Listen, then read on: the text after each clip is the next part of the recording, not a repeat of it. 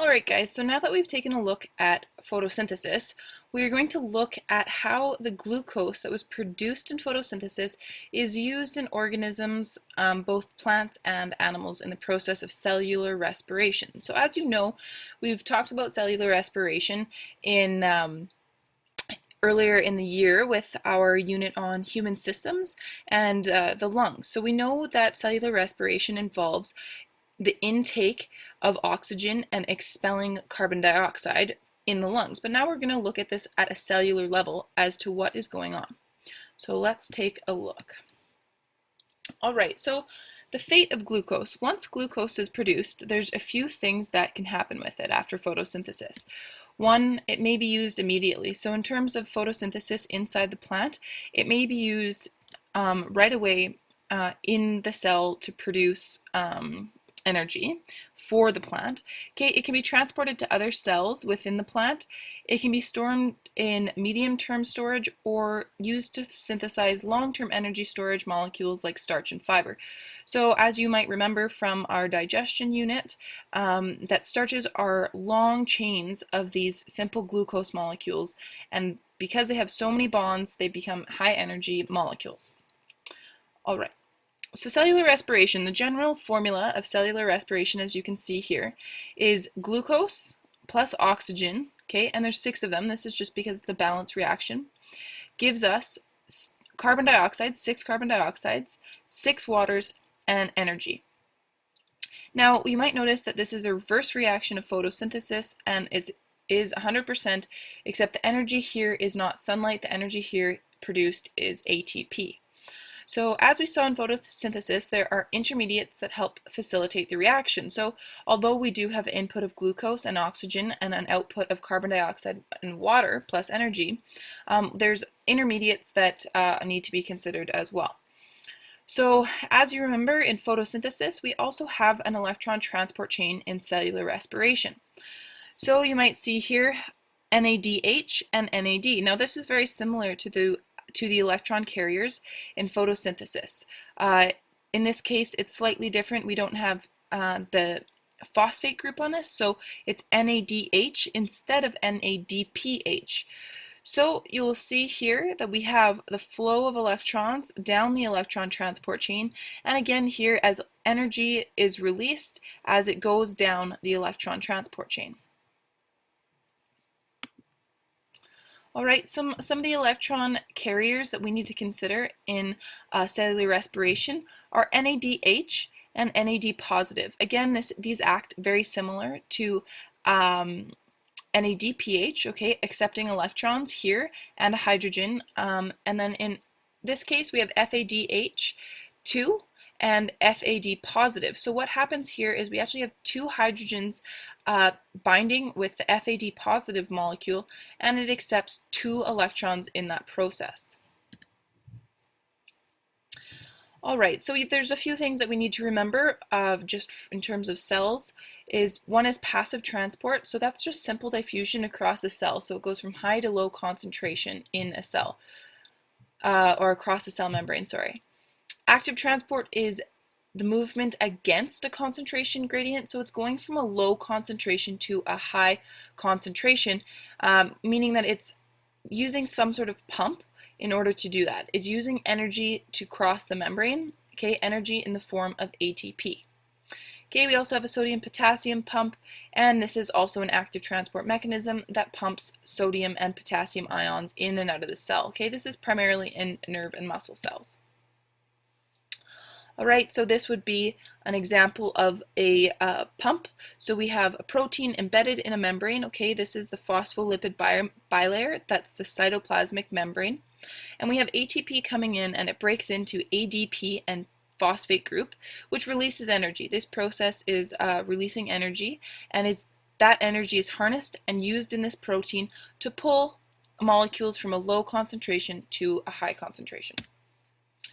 Some uses of ATP, motion. So we know that we use ATP for any motility that we have. So any muscle movement that we do is using ATP. We transport ions and molecules in and out of cells and throughout the body. Okay, we build molecules. So as we build, say, a high energy starch molecule, we most likely had to use ATP or energy to form that molecule, and switching reactions on or off. As well as some organisms, as you can see down at the bottom here, use ATP for bioluminescence. So that's kind of an interesting use of ATP as well. So energy release. A glucose molecule has 100 times more energy than an ATP molecule. So what that means is one glucose can produce a ton of energy in the form of ATP. All right, glucose is a monosaccharide, which means it's high in energy and is relatively small and soluble. So remember the glucose molecule, what that looks like. You might want to take a note, take a look at your notes from the digestive unit and our enzyme unit. Okay, and chemical bonds are broken down. When chemical bonds are broken down, energy is released and used to synthesize ATP. Okay, some energy is lost as heat.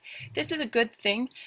This is why you have your body temperature at 37 degrees Celsius, because of this inefficiency. So this is quite a beneficial inefficiency.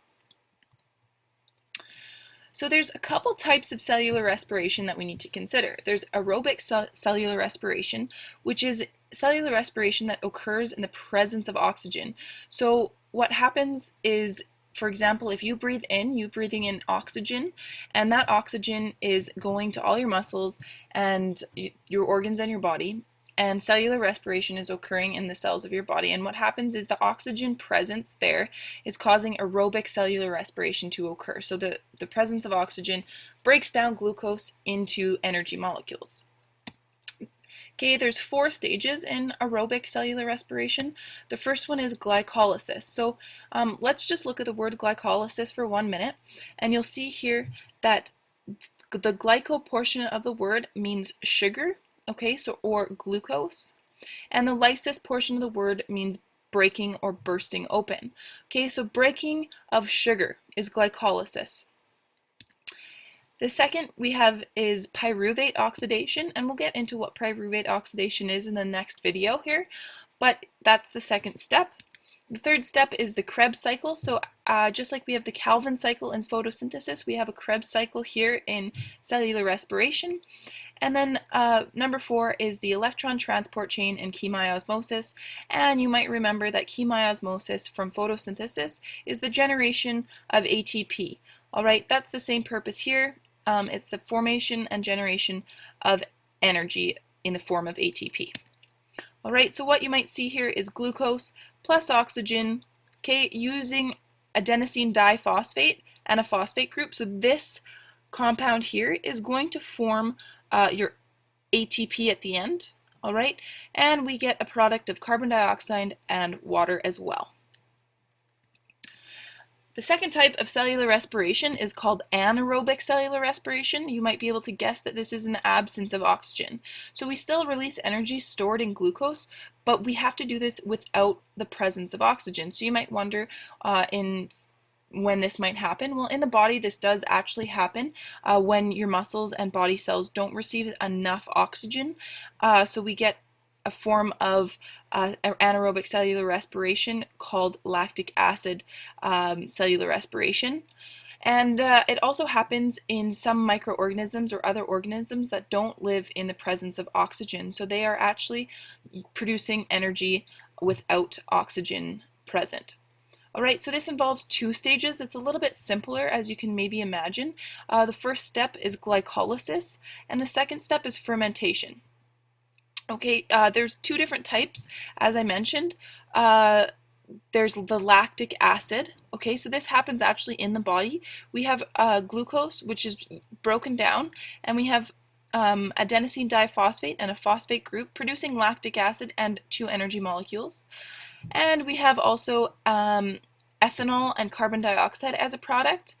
And this is a different type of fermentation that can happen, all right?